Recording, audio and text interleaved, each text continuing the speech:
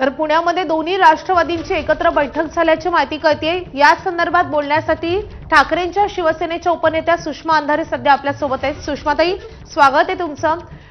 जर अशा प्रकारची पुण्यामध्ये युती होत असेल तर तुमची महाविकास आघाडीमधला एक घटक पक्ष म्हणून काय भूमिका असेल?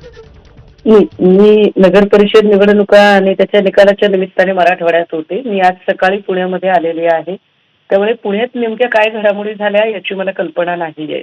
युतीची घोषणा अधिकृतपणे झाली की नाही हे पण मला अजून माहित नाहीये। अधिकृत घोषणा झालेली नाहीये सुषमाताई, मात्र दोघांची बैठक सुरू आहे आणि ही नाराजी इतकी वाढलेली आहे शरद पवारांच्या राष्ट्रवादीमध्ये की प्रशांत जगताप यांनी राजीनाम्याचा प्रस्ताव दिल्याचं कळत आहे। आता बघा, म्हणजे आपणच हे सगळं सांगत आहात, तर मला असं वाटतं की इतक्या प्रीमॅच्युअर आपण काहीही त्यावर भाष्य करणं हे उचित असणार नाही।